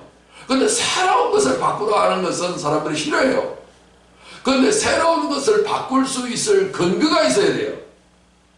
쉽게 말해서 지금 현재 든든한 직장에서 뭐 한 달에 한 1,000만 원씩 받으면서 대기업에서 잘 다니고 있는데 직장을 옮겨라 라고 한다면 옮기겠어요? 근데 옮기려고 할 때는 뭐가 하나 있어야 돼요. 더 많이 줄 테니. 더 많이 줄 테니. 근데 조금 더 많이 준다가 안 돼. 왜? 새로 옮겨야 될 직장은요, 이름도 없는 직장이거든. 그럼 또 불안할 수 있잖아. 그런데 뭔가 연봉을 파격적으로 제시하면 옮길 가능성이 있다, 없다? 있다. 물론 다 돌다리를 두들려 보면서 하겠지만 믿을 만한 증거가 확실하게 되어 있다면, 다시 말해서 예수님이 진정으로 나의 주님으로 능력이 있고 나를 그렇게 해줄 분명하고 신실하신 분이라고 하는 사실이 깨달아지기만 한다면 우리는 얼마든지 주님을 바꿀 수 있다, 없다? 회개할 수 있는 겁니다. 지금 뭐 내가 내 인생 되어봐야 내가 나를 위해서 해줄 게 뭐 있어요? 짜장면이나 좀 뭐 먹이게 해줄 수 있을지 모르지. 근본적으로 바꿔놓을 수가 없거든요. 뭐 머리가 뭐 IQ를 뭐 한 250으로 바꿔놔둔지 안 그래요? 뭔가 힘을 그냥 막 뭐 천하장사처럼 만들어 준다든지 그러면 얼마나 좋아요. 근데 한 푼도 그렇게 하지 못하고 세월이 가면 갈수록 힘만 빠지네. 우리가 건강하고 살고 싶어요. 온 사람이 다 바라는 거죠. 근데 왜 못해요? 주인이 아니니까. 당연히 누려야 될 건강마저도 병든 사람들은요, 병으로 죽어요. 하루도 생명을 연장시키지 못하네. 참 무능한 주인답았네. 그 딴 주인 해봐야 뭐예요? 위대한 주인으로 바꾸는 게 낫지. 할렐루야. 우리 해외 기업들은 잘하는데 국내에서는 이 정권이 잘못 들어서가지고 망한다고 온갖 떠들고 있잖아요. 그래서 제대로 똑똑한 어떤 그 정치인을 하나 탁 넣으면 국민들이 얼마나 기뻐하고 좋아하겠어요. 그렇죠? 나라의 이시조선에 세종대왕이 한번 들어오니까 참 백성들이 살기가 좋잖아요. 근데 연산군 들어가면 힘들잖아요. 그런 건 것처럼 어느 집단도 어때요? 기업에도 마찬가지고 가정에도 마찬가지고 내 인생 자체도 마찬가지죠. 다 모든 것들은 노력에 의한 것이 아니라 주인의 문제였다. 아멘. 그래서 진정한 예수님이 주인 될 만한 증거를 우리에게 확실히 보여준 거예요. 뭐예요? 십자가에서 내가 받아야 될 형벌을 대신 받아줬으니까 영원한 속잠을 이루어서 이제는 지옥은 바이바이, 지옥 갈 수 있는 능력 자격까지 박탈당했네. 할렐루야. 아멘. 안 좋습니까? 여러분, 난 두려움이 없어요. 죽어도 천당이니까. 아멘. 제일 두려운 것이 죽음인데 난 죽음이 겁나잖아요. 야, 얼마나 좋은지 몰라. 자, 그래서 예수님이 부활하셨기 때문에 예수 부활, 내 부활 되어서 예수님 안에서 나도 할 수 있다 없다? 다 할 수 있다. 주님 안에서 다 할 수 있습니다. 자, 이거 하나 조금 마무리하겠습니다. 그래서 경험했던 것 한 가지를 제가 좀 이야기해드리고 싶은데요. 제가 2002년 월드컵이 끝나고 나서 저에게는 한 가지 꿈이 있었습니다. 어떤 꿈이 있었냐면 유럽에서 선수 생활을 하고 싶었어요. 유럽에서 축구 선수로서 한번 태어났기 때문에 전 세계 최고의 리그에서 최고의 선수들과 최고 수준의 축구를 한번 하고 싶다라는 꿈이 저에게 있었습니다. 최고. 그런데 여러분 보시다시피 제 키나 제 체력으로 봐서는 이 체력과 키로서는 유럽에 가서 축구 선수 생활을 할 수 없었어요. 그때 당시에 생각만 하더라도. 그리고 실제로 제가 저를 보니까 제 실력으로는 도저히 제가 유럽에 갈 수 있는 실력이 아니었어요.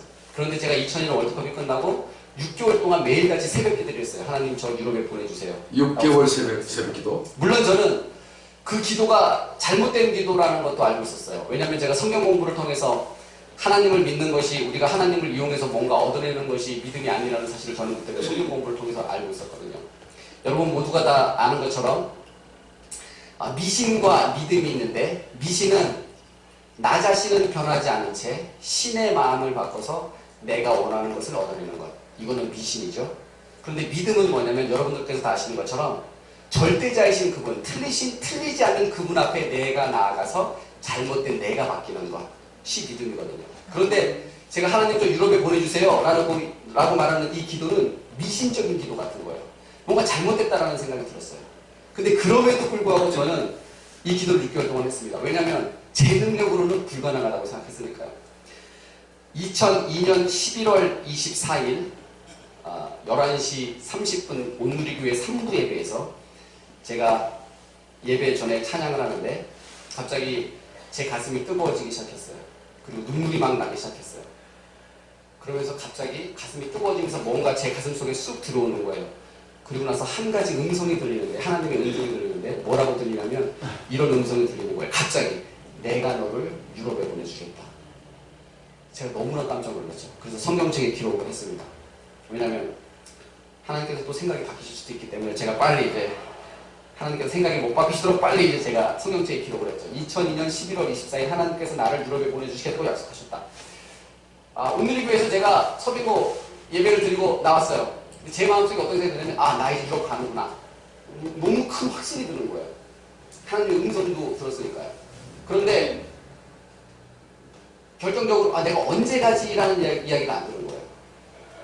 10년 있다 가면 안 되는데, 은퇴할 때인데, 빨리 가야 되는데, 어쨌든 그게 하나 아쉽긴 했지만 그거 물어볼 걸 뭐 이런 생각도 잠깐 하게 들었지만 어쨌든 저는 간다라는 확신이 있었어요. 그리고 나서 2주 있다가 히딩크 감독님이 2002년 월드컵이 끝나고 네덜란드 PSV 아인토벤이라는 팀에 감독을 가셨거든요. 제가 그 음성을 듣고 2주 후에 갑자기 히딩크 감독님이 한국에 오셨고 저를 갑자기 불렀어요. 근데 저는 정말 아무 생각 없이 그곳에 갔는데 히딩크 감독님이 저에게 스카우트 제의를 하셨어요. 그리고 4주 후에 제가 PSV 아인토벤하고 사인하고 네덜란드에 진출했습니다. 저는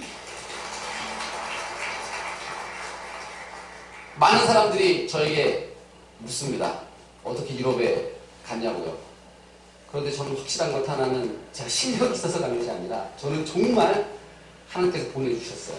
왜냐하면 제가 그날 들었던 그 하나님의 음성, 그것은 귀로 들리는 것이 아니라 제 가슴 속에서 울려 퍼지는 하나님의 음성을 저는 진짜 똑똑히 들었기 때문에 그렇습니다. 자, 그래서 다시 정리하면 미신은 나는 바뀌지 않으면서 신의 마음을 받고 내가 원하는 것들을 얻어내리는 것. 믿음은 결코 틀릴 수 없는 절대자표. 내가 나아가서 잘못된 내가 바뀌는 거예요. 네. 잘못된 내가 바뀌는 것을 회개라 그러죠. 회개 과정을 통과해야만 예수님을 내 주인으로 모시고 우리는 위대한 저는 이영표 선수 같은 이런 변화된 삶을 살 수 있는 거예요. 축구의 영광은 한순간 반짝하고 사라집니다. 그런데 하나님 놀라우신 예수를 내 주인으로 모시는 삶은 앞으로 이영표 선수의 삶은 어떤 삶을 살까요? 위대한 하나님과 함께하는 삶을 살고 그의 음성을 듣는 거예요. 할렐루야.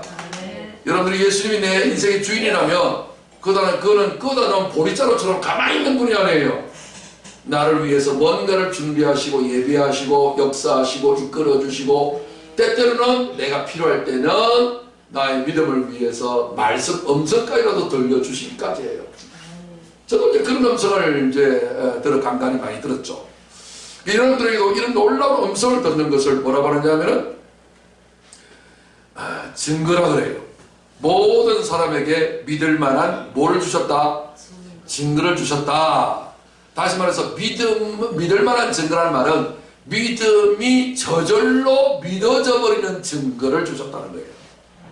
내가 의심나는데 그래도 한번 믿어볼까? 믿습니다. 뭔가 힘을 써서 하는 믿음이 아니라 믿을 만한 증거라는 말의 의미는 그냥 믿어져 버리는 그런 증거를 주시다. 내 안에 계시는 하나님이 우리 주님이 주인이시다면 그 주님이 내게 말씀해 주실 때는 의심할 수 있는 능력 자격이 박탈당합니다. 그냥 믿어져 버려요.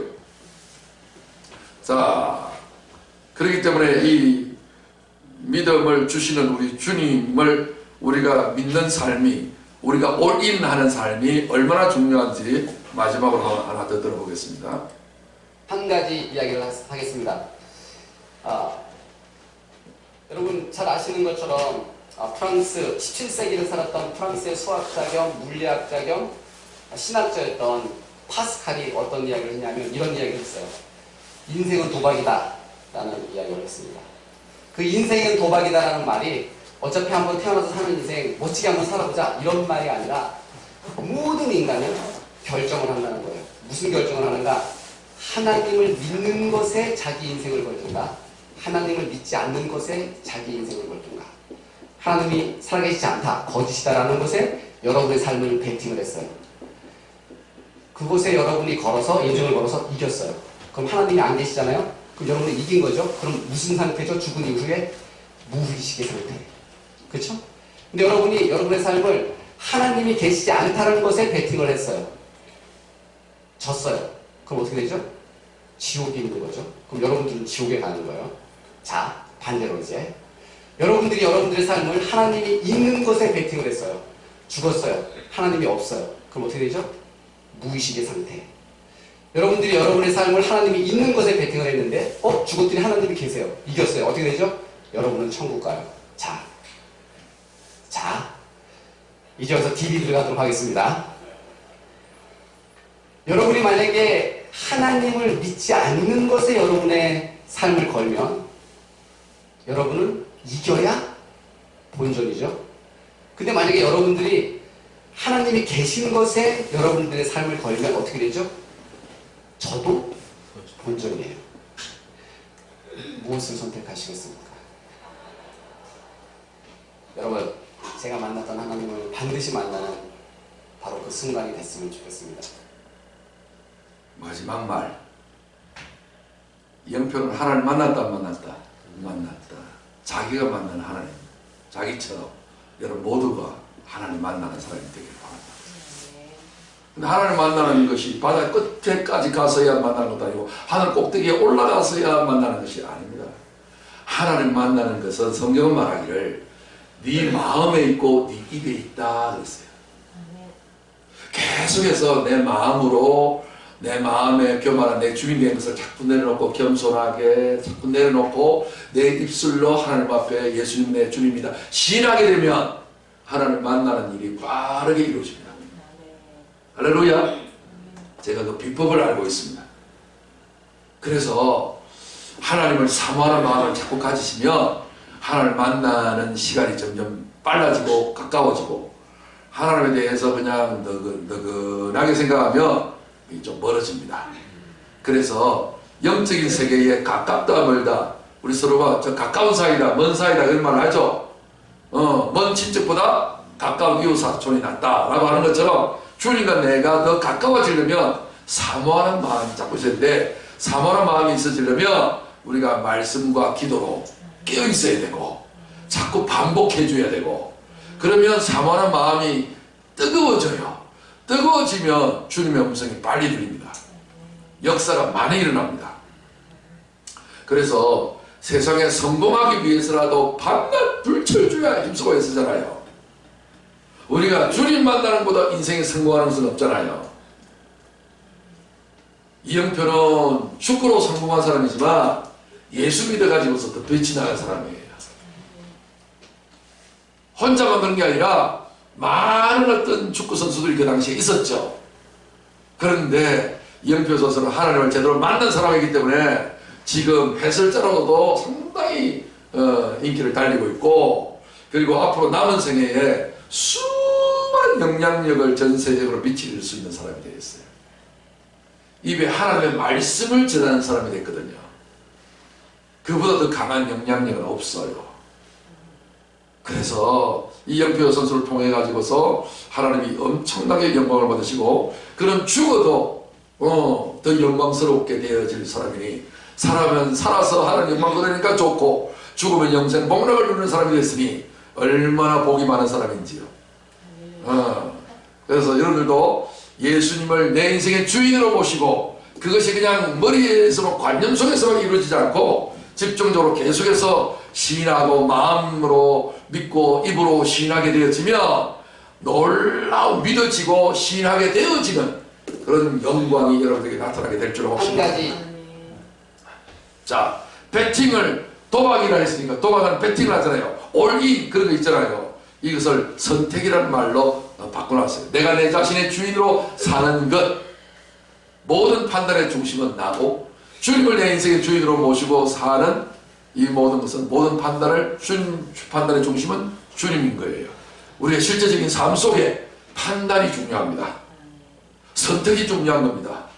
내가 어쩌고 내가 판단할 것인가, 이게 실제적인 이야기입니다. 예수님을 예수 내 구주 마음으로 믿고 신앙은 더 중요하지만 오늘 결정은 판단에서 결정합니다. 판단은 선택입니다. 선택을 어느 쪽으로 할 것인가. 저 사람이 나를 약올리는 어떤 말을 하거나 행동을 했을 때 내가 판단하면 어떻게 합니까? 가만히 있으면 가만떼기인 줄 아나 하고서 막 하면 조져줘야지. 이렇게 내 중심으로 판단하지 말고, 우리 주님이시라면 어떤 판단을 내리셨을까? 내가 그 영혼을 위해서 내가 기도를 해주자. 그죠? 뽐때를 보여주는 것을 먼저 하는 것이 아니라 나는 저 영혼을 위해서 먼저 기도해 봤는가 라고 모든 판단의 중심을 주님으로 판단을 맡기는 것을 내가 예수를 내 주인으로 모시는 것이고 회개한 상태라는 것입니다. 그것이 내 마음에만 있었다는 것이 아니라 내 삶의 습관이 되어져야 습관되어지는 것이죠. 습관은 제2의 천성이라고 그랬거든요. 그래서 내 본질이 바뀌어지려면 습관화시켜야 됩니다. 습관화시키려면 이 모든 삶을 반복하는 겁니다. 그래서 늘 기도하시길 바랍니다. 기도하시면 하나님께서 능력을 주셔서 여러분 습관을 바꿔줄 것입니다. 습관 바뀌면 여러분들은 예수님으로 주인으로 삼고 살게 되어져서 예수님의 생명, 예수님의 지혜와 능력을 여러분 은사와 저는 선물로 받게 될 것입니다.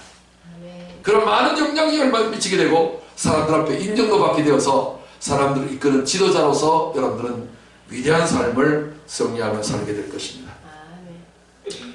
그러므로 주께서 친히 징조 증거를 너희에게 주실 것이라. 보라, 처녀가 잉태하여 아들을 낳을 것이요 그의 이름은 임마누엘이라 하리라. 하나님이 우리와 함께 계신다는 뜻이죠. 대저 이 아이가 악을 버리며 선을 택할 줄 알기 전에 내가 미워하는 두 왕의 땅이 황폐하게 되리라. 이게 예언서인데 이사야 7장 14절부터 16절까지인데 이 말이 무슨 말인지 참 어렵습니다. 이 아이가 임마누엘 탄생하신 예수님입니다. 예수님이 악을 버리는 거예요. 뭐가 악입니까? 내가 내 인생의 주인 되어져서 선악간의 옳고 그름을 판단하는 것 전체를 다 묶어서 뭐라고 한다? 악이라고 하는 겁니다. 사람들의 관점의 기준에서 그렇게 말하는 게 아니라 하나님의 심판자이신 그분 앞에서 하시는 말씀입니다. 그분 앞에서 악이라고 하는 것은 인간이 잘하는 것도 악이 될 수 있습니다. 왜 이 잘하는 것이 악이 돼요? 내가 주인 되어서 하는 모든 것들은 잘못된 것도 당연히 악이지만 잘하는 것들도 악이 되는 거예요. 왜? 하나님을 제껴놓고 지가 주인 되는 반란을 꾀했기 때문에. 이해가 되시죠? 그래서 이 아이가 악을 버리며 선을 택할 줄 알기 전입니다. 알기 전에 이 땅의 상태가 어떤 상태냐? 두 왕의 땅이 황폐하리라. 그 당시에 두 왕이 있었어요. 두 왕이 있었는데 이렇게 이제 헤롯 왕이 있었고 그 다음에 로마의 황제가 있었어요. 늘 이렇게 정치선언을 하는데 영적으로 말하면 우리의 육체의 왕이 있고 마음의 왕이 있어요. 그걸 두 왕이라고 그래요. 개인으로 적용하면. 그래서 네가 미워하는 두 왕의 땅이 황폐하리라. 다시 말해서 지금 정신과 육체가 지금 땅바닥으로 떨어졌습니다. 지금 도덕이 추락하고 있습니다. 미풍양속이 사라져가고 있습니다. 사람이 뭔가 세상 사람들이 나이 드신 분들이 이야기하잖아요. 말세다 말세. 요새 세상은 말세다 말세. 그런 말하죠. 이렇게 사람들이 형편없이 되어버리게 됐다는 겁니다. 그런데 그가 악을 버리며 선을 택할 줄 알기 전에는 사람들의 상황이 마음과 육체가 완전히 황폐하게 되어지지만 예수님이 악을 버리며 선을 택할 줄 알 때가 되면 엉긴 젖과 꿀을 먹을 것이라. 뭐예요? 젖과 꿀이 나왔네? 그러면 뭐가 생각나요? 가나안 복지. 영적인 세상을 체험하게 될 거라는 거예요. 연서가 어렵습니다. 하나님의 성령이 이걸 가르쳐줘요. 그리고 여러분들에게 지금 해석해 드리는 거예요. 신앙생활을 수십 년을 해도 뭔 말인지 하나도 몰라요. 영적인 세계의 비밀을 담아서 그래요. 이해하시겠습니까? 다시 말해서 내가 내 인생의 주인 되는 것들을 버릴 때에 예수님 한 분으로 생각하면 십자가 지실 때 이해되시죠? 그럴 때에 놀라운 부활의 젖과 꿀을 먹게 되는 가난 복지의 영성이 시작된다 그 말이에요. 오늘 우리 개인적으로 말하면 내가 내 인생의 주인 되는 것들을 다 회개하고 다 버려놓고 내려놓고 예수님을 내 인생의 구주로 모시고 눈을 떠서 아침에 일과를 시작하기 전에 먼저 기도로 시작하고 말씀으로 시작하고 그 다음에 또 늘 성경을 보고 날마다 기도 힘쓰면서 주님과 대화하는 그런 어떤 영적인 삶을 살게 되면 하나님의 성령께서 엉긴 젖과 꿀을 먹게 되주는 가난 복지의 영생의 복락의 삶이 시작되어진다 이 말이에요. 아멘, 아멘. 풍성한 삶이요. 그래서 여러분 악을 버리시기 바랍니다. 뭐가 악이라고요? 내가 내 인생의 주인 되어서 살아가는 선악간의 모든 일들 다 뭐라고? 하나님 보실 때가 악이다. 이제는 내 중심으로 좋은 이나 하지 말아요. 어차피 거기에는 좋은 것이 좋은 것도 아니고 나쁜 것도 꼭 나쁜 것이 아니에요. 그래서 여러분들 꼭 그렇게 하시기 바라고 믿을 만한 증거를 주셨는데 또 증거는 이것이니 하나님 우리에게 영생을 주신 것과 이 생명이 그의 아들 안에 있는 그것입니다. 아들이 있는 자에게는 생명이 있고 하나님의 아들이 없는 자에게는 생명이 없는 자. 내가 하나님의 아들의 이름을 믿는 너희에게 이것을 쓰는 것은 너희로 하여금 너희에게 영생이 있음을 알게 하라. 영생이 있대요. 예수 믿는 사람에게 예수님과 연합된 자에게 다시 말해서 예수님을 신령으로 모시고 예수님을 남편으로 모시고 예수님을 내 인생의 주인으로 모시게 되는 사람에게는 뭐가 있다고? 영생이 있는 거예요. 영생은 죽어서 천당 가서 영원히 사는 것이 영생이 아니라 그것도 영생의 일부이지만 영생이라고 하는 것은 하나님의 수준의 생활을 영생이라고 해요. 하나님의 지혜가 내 지혜가 되고 하나님의 성품이 내 성품 되고 하나님의 능력이 내 능력이 되어지는 삶을 영생이라고 불러요. 따라합시다. 예수 믿는 나에게 예수님을 주인으로 모신 나에게 자 크게 합시다. 예수님을 주인으로 모신 나에게 예수님을 주인으로 모신 나에게 예수님의 수준의 삶이 있다. 예수님의 수준의 삶이 있다. 이게 허락됐는데 여러분 누려야 될 거 아니에요. 아멘. 만날 예수님이 내 주인이지 그러면 뭐 예수님이 내 종이냐? 관념으로만 가지고 있지 말고 주인으로 모시고 사셔야 돼요. 순간순간 판단할 때마다. 그러면 예수님의 지혜가, 예수님의 성품과 예수님의 기질이 내 모든 판단과 기질 속에 나타나요. 할렐루야. 전에는 미웠는데 이제는 미워지지가 않고 그 사람이 불쌍히 여기는 마음이 확 솟아나오는 거예요. 그런 체험을 많이 해봐요. 그러면서 어느 순간에 그게 하도 많이 일어날 때는 거울을 보면서 나 맞아? 옛날에 과거에 기억이 있었거든요. 저건 말도 안 돼. 할 때는 화가 나는데 이제 화가 안 나는 거예요. 그런 놀라운 어떤 변화된 삶이 내게 영생이 있구나. 내 안에 증거가 있구나. 증거가 바로 영생입니다. 요한 1서 5장 20절에 보면 또 아는 것은 하나님의 아들이 이르러 우리에게 지각을 주사 우리로 참된 자를 알게 하신 것과 또한 우리가 참된 자 곧 그의 아들 예수 그리스도 안에 있는 것이니 그는 참 하나님이시요 영생이시라. 그는 무엇이라? 영생이시라. 줄여서 그는 영생이시라. 예수님이 영생, 예수님 믿고는 영생이라는 거예요. 다시 말해서 예수님을 주인으로 삼으면 예수님을 얻게 된다는 거예요. 예수님의 생명을 내가 누리게 된다는 거예요. 영생한 곧 유일하신 참 하나님과 그의 보내신 자 예수 그리스도를 아는 거예요. 영생이신 우리 주님을 내가 체험하게 되는 거예요. 예수님을 믿어서 체험하는 여러분 다 되시기를 주님 축원합니다. 오늘 저는 회개와 믿음의 제목으로 말씀을 드리고 알지 못하던 시대에는 우리 같이 합독하겠습니다. 알지 못하던 시대에는 하나님이 간구하셨거든요. 이제는 어디든지 사람에게 다 명하사 회개하라 하셨으니 내가 주인 삼은 것을 바꾸어서 예수님을 내 주인으로 삼아라 하는 말씀을 하셨으니 31절 시작. 이는 정하신 사람으로 하여금 천하를 공의로 심판할 날을 작정하시고 이에 그를 죽은 자 가운데서 다시 살리신 것으로 모든 사람에게 믿을 만한 증거를 주셨음이니라 하니라. 아멘. 이제 예수님 믿을 만한 가치가 있는 거예요.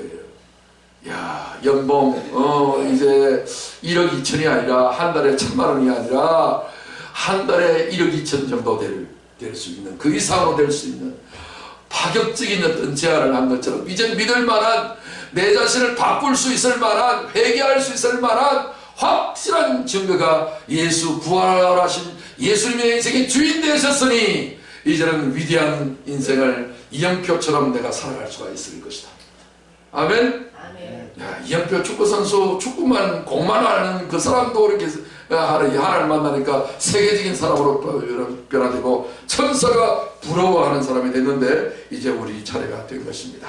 이 시간에 우리 오늘 말씀을 생각하면서 합심으로 한번 기도하겠습니다. 하나님, 그렇습니다. 내가 내 인생의 주인 되어서 예수님을 주님이라고 부르면서도 실제적으로 삶을 살 때는 항상 내가 먼저 주님보다 앞서서 내가 판단하고 내가 결정해서 내가 말하고 내가 마음먹고 그저 내 중심으로 내가 모든 걸 살아왔는데 이제 회개합니다. 주님, 아무것도 없는 삶 때문에 회개하는 것이 아니라 영생의 삶이 이렇게 내가 주님 안에서 보장되어 있으니 나도 그런 삶을 살기 원합니다. 주님, 내게도 주님 회개의 영을 부어주시고 하나님의 성령 한량없이 부어주셔서 믿음의 사람이 되게 하시고 믿음의 재물이 되게 하시고 믿음의 거부가 되게 하셔서 영생 복락을 누리는 자 되게 해달라고 주님 이름 세고 부르며 통성으로 기도합니다.